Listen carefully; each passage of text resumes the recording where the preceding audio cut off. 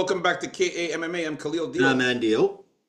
and we are KAMMA. We're about to talk about our early predictions for UFC 311. Arman Sarukian versus Islam Makhachev, part two, actually. And we're going to talk about the early predictions for the prelims. We're going to go through the card right now. So the first fight, we got Tagir Ulanbekov against Clayton Carpenter. Then we got Ricky Turcios against Bernardo Sopaj. Rena Nakamura against Muin Gafarov. Carol Rosa against Eileen Perez. Grant Dawson against Diego Ferreira. Zach Reese against Azamat Bekoev. Jilton Almeida against Sergey Spivak. Payton Talbot against Ronnie Barcelos. And then the main event of the prelims, we got Bogdan Gusov against Billy Elikana. All right, so Andy O, the heart and soul of KAMMA, who you got here for the first fight in UFC 311? All right. So, in this fight here, look, I think this is a fight where Clayton Carpenter's O has unfortunately got to go because I think Tagir Ulanbekov, he's got the grappling, in the BJJ. I think to stand up to Carpenter's grappling and what he has going on there, and his striking is like half decent, but I do think Carpenter's probably a better in close striker, like a better boxer. But unless he's lifted overall the whole striking game he has, I don't think he's going to be winning this fight, and I think Ulanbekov's going to take him down and probably not finish him. I think this fight could be close, so I'm going to say decision for Ulanbekov. Yeah, man, I am in agreement with you here, man. I'm definitely on board with Tagir Ulanbekov to get the win here. First of all, I got to say that there is a nice 4-inch reach advantage for Tagir Ulanbekov in this fight. And he'll be a slightly taller at 1-inch height advantage there. He is the older fighter at 33, so he's in his prime. Clayton Carpenter still young at 28. Clayton Carpenter is a good wrestler. Like most of the time, the way he fights, he likes to get his opponents down, take them down, and use his wrestling. Normally, he fights against smaller opponents and like less talented opponents. He fought in his UFC debut. He beat Guacamilo Ronderos, and then after that, Lucas Roca, like you mentioned.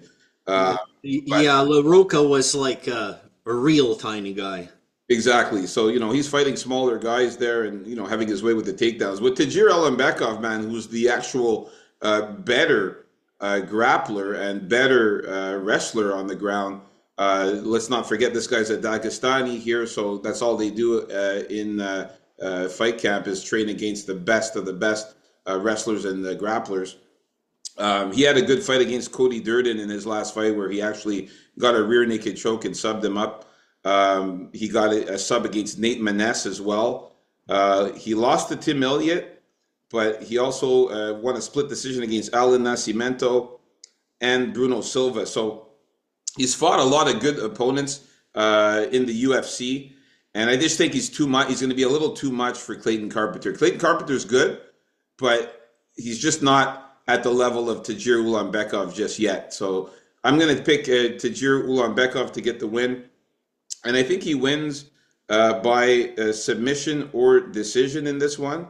He doesn't really have that many knockouts. He doesn't have that. He has no knockouts, at all in his career. He's not really a powerful puncher, but he's got submissions for days, man. Like he's got 9 submissions out of his 15 wins, and the rest are all wins by decision. So he likes to take you down and use his grappling and jiu-jitsu skills there. And I think his jiu-jitsu is a bit better than Clayton Carpenter. So yeah, I got Tagir Ulanbekov to win by sub or decision. All right, we're in agreement with the first fight of the prelims. Let's move on up to the next one here. This is going to be Ricky Turcios against Bernardo Sopaj. Ricky Turcios, I'm kind of done with this guy. He's okay, but, he hasn't been looking that great. Lost to Raul Rosas Jr., got subbed by him in the last fight. Before that, he got a split decision win, barely beat Kevin Navidad. But then he lost to Ayman Zahabi by decision there. So, I don't know like what's up with Ricky Tershos, man, but the way his fighting style is kind of weird. He's kind of wild, comes out a little crazy. He's going to be the taller guy though with the 3-inch height advantage, and also he's going to have a 5-inch significant reach advantage there. But I don't think it's going to be enough to beat a guy like Bernardo Sopage. Yes, Bernardo Sopage is coming off that crazy loss to Vinicius Oliveira, where he got knocked out by the flying knee. That was pretty devastating, but it was his UFC debut. He was also winning that fight up until that ending point. That's right. Yeah, he was winning that fight, and but the guy is just a better striker, and he's also very good on the ground. Bernardo Sopage. He's got some very good jiu-jitsu skills as well. This is a guy that has 3 wins by submission, 7 knockouts, and 1 decision. So he's a finisher. He's a very tough guy.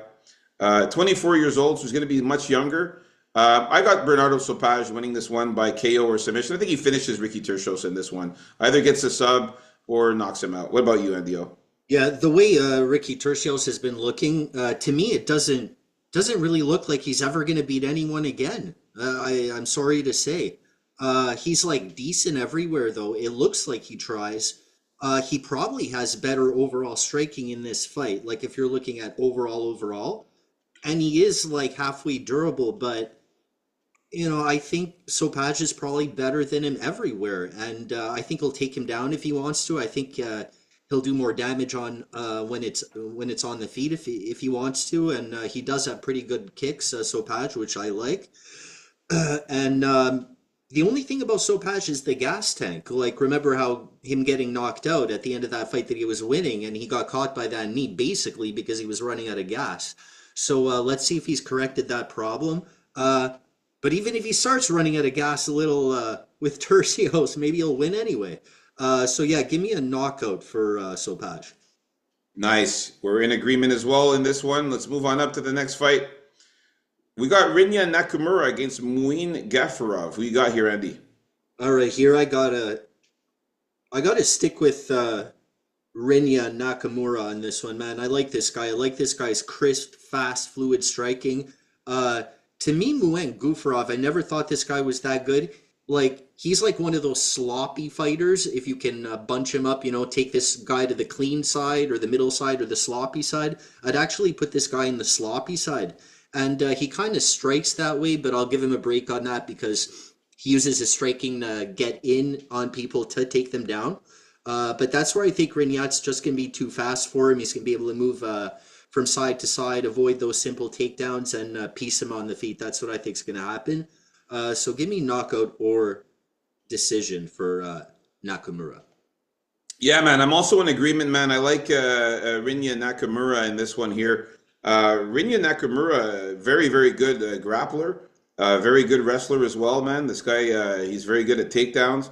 Muin Gafarov, in that last fight against Kyung Ho Kang, got taken down by a guy who is mostly a striker. Kyung Hung Kang is a guy who normally is a kickboxer and striker, and he was able to take down Muin Gafarov. Gafarov doesn't look good when he gets taken down when he's on his back. I don't really want to see Nakamura show off his ground game on this one if he can keep it standing though. Yeah, but he is pretty good on the ground, so I think that the takedowns are good. I think when he gets people down, he's able to lay them out, get on top, control them, land some good ground and pound. The last fight against Carlos Vera, that's what he did. Got him on the ground, was on top, controlled him, laid him out, and did a good job of controlling him and won the decision there. He also did that with Fernie Garcia as well. The fight against Toshiomi Kazama, he knocked him out in that one. But we've seen Muin Gafarov get submitted by Said Nurmagomedov when he lost that fight. And John Castaneda also was able to manhandle him on the ground. So he's not really that great on the ground. That's why I'm saying I think Rena, if he takes him down and gets him on the ground, he could have some success there. Rena is a guy who has, out of his wins, we're looking at 5 knockouts, 1 submission, and 3 decision wins. So he's got the knockout power there. Out of his 9 wins there, 5 are by knockout. So he's got knockout power. I don't know if he knocks out. Gafarov's pretty tough too. but I think he could win a decision or maybe even latch in a submission there if he gets Muin tired. I'm going to go with a decision win for Rinya Nakamura here. I think he out controls Muin Gafarov, lands more strikes, does more, gets more control time on the ground, gets more takedowns, and wins by decision. All right, so we're in agreement with the first three fights of the prelims. Let's move on up to this next one here. We got Carol Rosa against Eileen Perez. Man, I do like Carol Rosa. I think she's a very good fighter. But Eileen Perez has been really, really killing it lately, man. Like, Eileen Perez was a girl that I kind of, like, didn't have faith in a couple of times. I thought Jocelyn Edwards was going to beat her. And then she proved me wrong in that fight, man. She came out there, did a hell of a job against Jocelyn Edwards, and won a unanimous decision against her. I also thought that she was going to maybe have a chance to lose against Daria Zeleznikova. Very hard to pronounce her name. Yeah. I thought that she was going to lose against her. She did a very good job in that fight and got a submission on her. So she keeps surprising me. She keeps getting better. She looks good out there. Her grappling is good. Her jiu-jitsu is good. She's a good striker. I know Carol Rosa, I think she's slightly better on the feet. She's a slightly better striker. But I think that Eileen Perez's ground game is going to be good. She's going to take down Carol Rosa, get her on the ground, and I think she'll be able to get a submission on her or some ground and pound. I'm going to take Eileen Perez to win this fight. Out of her 11 wins, she has 4 knockouts, 2 submissions, 5 decisions. I think she wins by decision in this one. Carol Rosa is pretty tough. And I definitely want to see her win that and do some twerking at the end like she always does. So let's go Eileen Perez in this one. Yeah, I got to agree here with Eileen Perez. Although, Carol Rosa is pretty good. She is the better striker, I think. Eileen Perez has to get in there and has to get the takedowns. If she doesn't, she has to be careful when backing away when she feels a takedown so she doesn't get caught with elbows or something, because Rosa is very good in those positions. But I think she's going to get it done. I think she will get the takedowns, and I think she's going to be really looking for that sub. But more importantly, just maintain some top control and hopefully get a decision win in the end. And I want to see some twerk in there also. If you notice, she comes closer and closer and more disrespectfully every time she beats a girl. That next one, like this one potentially, she's going to be like literally touching their face and all of that, And right after that, she's going to be like, oh, yeah, giving him a hug and a kiss, after being like very disrespectful doing that, right? But I guess the fans like it, right? So, give me Eileen Perez, and I think she's an underdog in this one also. All right, nice. We're in agreement with this fight as well. Let's move on up to the next one here. We got Grant Dawson against Diego Ferreira. Here I'm going to be taking Grant Dawson here. I think, look, we're talking a 10-year age advantage here for Grant Dawson. Although Ferreira is very juiced and he's on the right stuff. Like, he still looks good. He still has decent energy.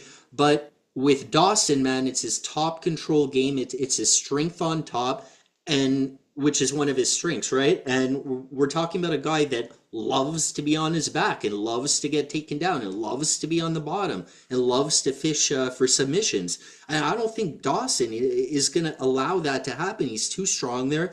I love the fact that he always looks for the back man and tries to get that sub. He's relentless at that. I expect that here. And he also has a little bit of a mean streak going, raining down those elbows in the last fight, I believe, to win him the ground and pound knockout. So here I'm going to predict a knockout or a sub for Grant Dawson. I'm also in agreement with you here. I'm going to go with Grant Dawson as well. But look, I also, sorry, he's better on the feet, I guess you can say, Ferreira, but is he going to be able to keep it on the feet long enough? And also, he doesn't have that like fast power that Bobby Green has. It's a lot slower. So you think Dawson would be able to avoid getting knocked out like that? This guy's not Bobby Green here with that blinding speed. So that's another thing. Yeah, that fight against Bobby Green, man. Bobby Green just clipped him and caught him with a left punch. It was a straight left. I'm telling you, coming down and then got on top of him, and then he started pounding him. Coming down to the ring, this guy looked like he was on acid with this weird song that was playing. Grant Dawson, I'm talking about. It was crazy. Go watch it back. And that happened to him right away. Bobby Green put him away in like 10 seconds or something. Yeah, it was a very weird fight, man. I couldn't believe it, but I think Grant Dawson, he bounced back after that. Got the win against Joe Solecki by unanimous decision. And Joe Solecki is a very, very good grappler and submission specialist.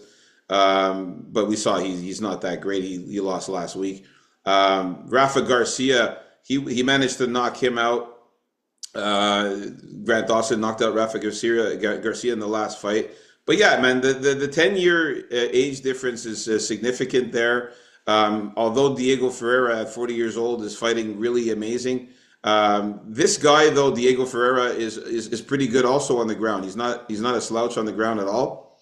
But he did lose 3 fights when he in his last 5 fights. Beneil Dariush was able to get a split decision win off him. Gregor Gillespie knocked him out.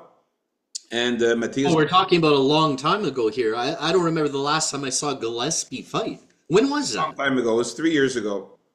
3 years and 8 months ago. And then 3 years ago, he lost to Matthias Gamrot. But he did beat Michael Johnson. But anybody can knock out Michael Johnson. That's like he's got a weak chin at times. And then he beat Matthias Rebecki by knockout. That was a pretty good fight, though, against Matthias Rebecki. I thought Matthias Rebecki would have did better in that fight. But he got a ground pound knockout. I think he had like 2 drug suspensions in between this fight and like the first fight there you talked about. I will definitely say that Diego Ferreira is going to be on the dog list. We'll talk about that in the betting. I think he is a live dog, but I'm going to pick Grant Dawson in this one to get the win just because of his relentless takedowns, his wrestling skills, and he's very relentless. Like he doesn't quit on you. Like he drags you down, stays on your back, drags you, gives you knees you in the clinch. Gets you with some punches in the clinch, gets you against the cage, tries to get your back, like you mentioned earlier, Andio. He loves to try to get your back, give you some knees, and then get on your back and try to get that body lock, and then try to go for submissions. Out of his 22 wins, Grant Dawson has a lot of subs. We're looking at a total of 13 submissions, so he is a submission specialist. 5 knockouts to go with that, with 4 decisions. So I think he's going to get a submission or a knockout on Diego Ferreira. I think he finishes him in this one, and I'll pick Grant Dawson. But like I said, when we talk about the betting, Diego Ferreira is going to be on my dog list. All he has to do is stay off the peyote, man, and he's going to win this fight, Grant Dawson. All right, so we're in the agreement with this one as well. Next fight, we got Zach Reese against Azamat Bekoev. Now, very important, guys. This was a short notice replacement. Originally, Zach Reese was supposed to fight Cedricus Dumas, the gangster. And unfortunately, Cedricus Dumas, he withdrew from that fight. He's lucky for him. And now they put in Azamat Bekoev, who's another guy from Russia here. I like Zach Reese. I still think that the short notice is it's not going to be enough time for Azamat to get into this fight, man. I think he needed more time than that. Zach Reese is a very, very good fighter. He's very, very powerful. He's got very good power in his hands. Very good striker. And his ground game is not bad either.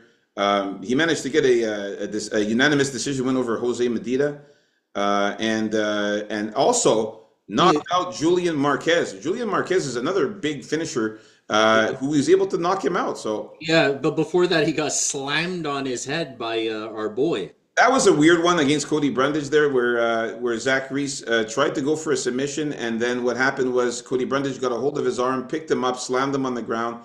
It was a very weird fight, man. That's not going to happen again. That was like a one-off there.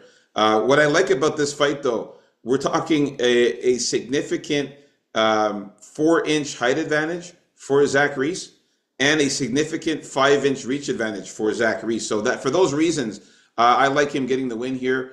I think that he's going to piece up Azamat on the feet, stay at range, hit him with those leg kicks, those punches from at range. With the height advantage, it's going to be hard for Azamat to use his grappling. And Zach Reese, like I said, he gets up. When he gets taken down, he gets up pretty easily. He's getting As long as he doesn't land on his head. exactly. So I got Zach Reese winning this one. Out of his 8 wins, Zach Reese has 5 knockouts and 2 submissions. So he's a finisher. I say he gets a win here and finishes Azamat Bekoev by KO or submission. I just don't think Bekoev had enough time to prepare for this one. Yeah, so don't think that this Ev here is like some crazy grappler, because he's not. If he had more grappling, then maybe Reese would have more to think about here, but he's not. He's more of a striker himself. He is decent. Again, I'm saying decent a lot this card. So um, he fought Dylan Budka, I have down here for some experience, who's really not that great if y'all remember Dylan Budka. It is short notice, as you mentioned, and yeah, I think his grappling's not going to be good enough to slam Zach Reese on his head. I don't like the short notice here, and I think Zach Reese is pretty good at maintaining his range, and yeah, I think the knockout is pretty live here. So let's just call knockout or decision. Yeah, I mean, Azamat Bekoev is making his UFC debut on short notice here. The fight against Dylan Budka happened in the LFA. He did beat a lot of guys in the LFA, but now you're coming up in short notice against a step up in competition like Zach Reese. He hasn't fought anybody of this kind of caliber. He will be a good fighter in the future, but I don't think he's going to beat Zach Reese on his debut here in the UFC. So Zach Reese is the pick. All right. Moving on up, next fight we have here, we got Jailton Almeida against Sergey Spivak. I'm going to keep this one short and simple here. I've always been a big fan of Jailton Almeida. The guy's a beast. He's a freak. He's a lab experiment, whatever you want to call him. The guy is juiced up to the gills. His muscles have muscles. He's a physical specimen. He is a massive guy, and he is just ripped as fuck. Jailton Almeida is going to destroy Sergey Spivak. I see him not using much, not spending much time on the feet with this guy. I say he right away goes after him, takes him down, gets ground control, finds a submission, and end of story. I think it's going to be a first round sub, maybe a second round sub when he's fresh. Sergey Spivak can do whatever the fuck he wants to do. I don't give a shit. Jailton Almeida is a fucking beast. I say he runs through fucking Spivak this time around. Now, people are going to say, oh, but Curtis Blades. Listen, that Curtis Blades fight was fucking bullshit. What happened in that fight was he was trying to take him down. He wouldn't let go of his leg. And Curtis Blades just sat there and hammered the shit out of his head while he was holding onto that leg until he got knocked out. Basically, the ref stopped it because Curtis Blades was just hammering his head. I think Jailton Almeida, I think that knocked some sense into him. This time around, he's not going to just hang on fucking Spivak's leg this time. He's going to be more calculated, throw some strikes, and get Spivak down to the ground and fucking fuck him up. I got Jailton Almeida by KO submission. Who you got in this one, bro? Looks like Spivak's not getting a birthday card from you. No. All right. Yeah, man. Almeida, I think he's a better grappler. I think he will take down Spivak. Almeida is not the biggest heavyweight here or ever, but he makes up for it with his power and his muscle, and he definitely can hold his own against anyone when it comes to strength. And yeah, I agree. He could have shown more IQ where he lost that fight you were talking about, but also he couldn't really sub Derek Lewis. And Spivak is a lot better than Derek Lewis down there. But I don't think it's really going to matter. If he can't sub him, then he'll win a decision like that. But I think actually he's going to end up finding the sub in this fight, Almeida. And I have no faith in Spivak myself, man. He's another sloppy-ish guy. He probably has better striking overall than Almeida. Like if you told Almeida that takedowns weren't allowed. But yeah, I think I think it'll be a round one sub for Almeida. Now, Sergey Spivak's never been submitted, but there's a first time for everything, man. Yeah. We've happened many times. Spivak, he likes to try to go for submissions as well, and I do not think that he's as quick and as athletic as Jailton Almeida on the ground. Sergey Spivak's a bit chunky. He moves around a bit sloppy on the ground, and I think that Jailton Almeida will outpower him. Now, I don't say, look, if Jailton Almeida can get on top of him and do some ground and pound, I think he could fuck him up and knock him out.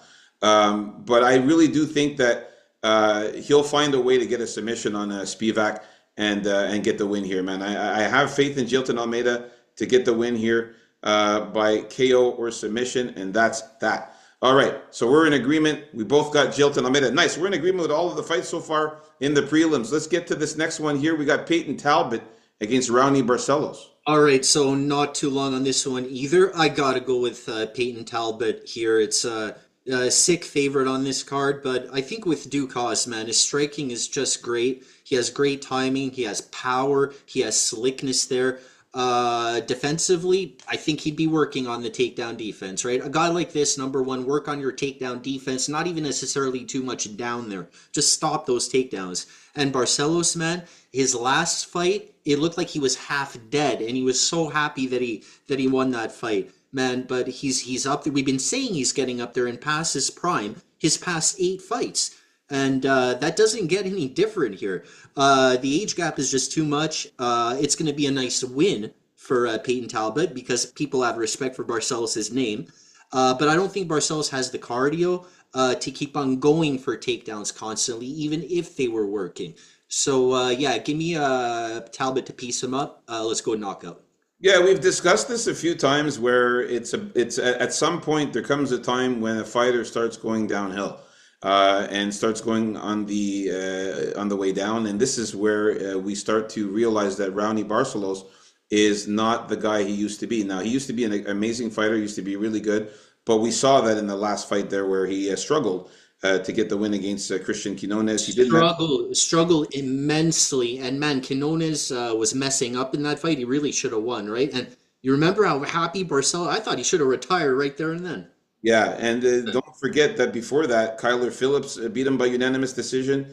Nurmagomedov, who we're going to talk about later, is not a knockout power guy. He's got some good punching, but like he's not known for his power, and he knocked out Ronnie Barcelos. No shame in the loss, though. There. No, but I'm just saying that you would think that Nurmagomedov would have won by decision or maybe sub Barcelos, but he knocked him out, and he's not known for his power. Victor Henry also beat him by unanimous decision. And I think that Payton Talbot is much better than Victor Henry or Kyler Phillips. So I'm going to go with Payton Talbot. He's got the power in his hands, man. You saw this in the last fight against Yanis Gamuri. He knocked him out. He also finished Cameron Simon by knockout as well. He's got the knockout power. He subbed Nick Aguirre as well. So, Payton Talbot's very, very good, very well-rounded. Not to mention he's going to be 3 inches taller and have a 3-inch reach advantage over Ronnie Barcelos. So he's going to be the bigger guy in there. He's also very, very built, very cut, very strong. He's going to outmuscle Barcelos. I think he's going to be faster than him. Barcelos is 37 years old in the bantamweight, man. That's old for a bantamweight, man. So he's going to get his head clipped off, man. I got Payton Talbot knocking his head clean off and getting the win here by knockout. All right. Clean off, man. Now we're making it to the main event of the prelims here. If you haven't already, please like and subscribe if you're new. We got Bogdan Gusov against Billy Elana. Yes. Look, here it's a short notice replacement as well with Billy Elana coming in here. I watched a couple of Billy Elana's fights. Maybe he has better footwork than Bogdan Gusov. I was looking for something, okay? I'm not going to shit on the guy. He's just too green. He's just way too green. Gusov, I don't like him too much. He has openings in his style that can get you knocked out, just like he got knocked out by No Time, Volkan Ozdemir. It seems that he's facing less good competition after that fight by fight, but it's not his fault because he was supposed to fight Johnny Walker, I think, in this fight. Yeah. Who's injured, so that's why we're getting a look at Billy E here. So again, yeah, not to crap all over the guy, but he really needs some more work in there everywhere. And I think Gusov has killer instinct. He has sick power, and I think he's going to find that kill shot. Give me Gusov knockout early on. Yeah, I got to go with Bogdan Gusov, man. You're coming in on short notice here, Billy Elana. Coming to face a beast of a guy like Bogdan Gusov, who just came off of a crazy victory where he knocked out Ryan Spann. Ryan Spann's no slouch at all. And he also knocked out Zach Pauga. Now, yes, he lost to Volkan Ozdemir, but Volkan Ozdemir is one of the top level fighters Hey, in the division. and you were talking a crafty vet for your debut, so Exactly, and this guy has fought in the lights out, Billy Elakana, PFL lights out. He's more so an LFA, PLA, like lower level events, man. He's fighting guys that are really not that great at all, and he got a few wins against them. Yeah, he is a Samoan, so he's pretty durable, but I just think this is a step up in competition. Way too short notice for him. And he's not going to be the bigger guy here. They're about the same size. So Bogdan Gusov, I got him winning by knockout as well, or maybe even a decision. If this fight, because sometimes you'll see these fights last long for some reason, and these guys don't end up finishing each other because Billy's pretty strong, pretty durable. So maybe it'll go a decision. I got knockout or decision for Bogdan Gusov.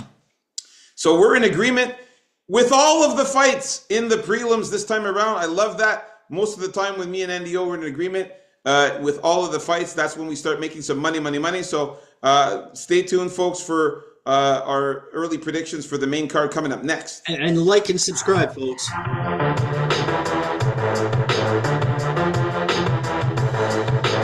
Peace out, KAMMA.